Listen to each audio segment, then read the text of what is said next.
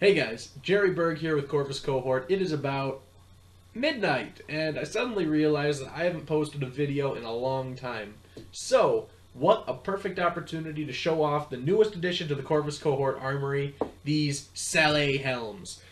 Given to us through a gracious sponsorship with Michigan Lightning Dulcimer. Check them out online, awesome traditional instruments. So let me take a few minutes and tell you about the story. So I was talking with them about the sponsorship, and they said, "Hey, why don't I get you some helmets? There's these sallet helms that I can get pretty good." And I'm like, "Oh, you know what? That's actually a good idea." My eyes went, "Yes, helmets for everyone." And then after everything was said and done, I realized, well, wait a minute, were there actually sallet helms in the 16th century? Uh-oh. So I did some scouring. I did a lot of research online.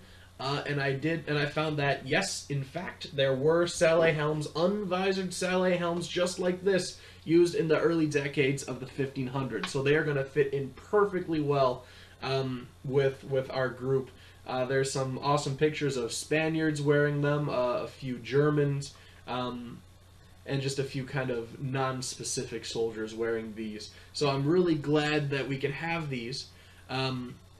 I kind of like how they are almost a development towards some of the more standard 16th century helms, like the so-called hidden helms that some Landsknechts and other soldiers would wear under their hats. So if you can see, it's not worn with this in the front. People get confused with this in the Morian. It's worn with this in the back to protect the neck.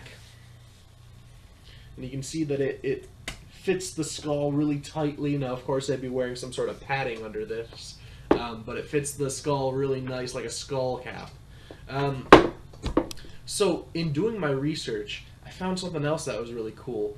These sallets are actually the unvisored version of one of my favorite helms, the very common in the late 1400s, the German visored sallet. It looks kind of almost goblin-y in its design now, and I thought it was one of the reasons I was disappointed with our group doing the 1500s was that I couldn't wear this helm.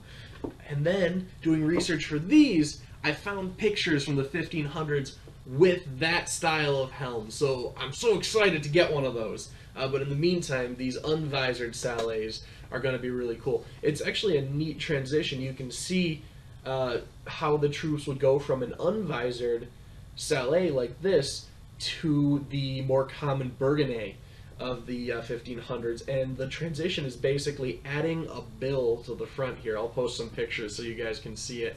So I'm really excited about this.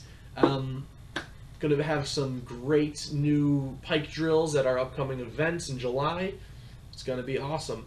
Stay cool, everyone. In the comments, share your own images from the 1500s or your own information about the sallets.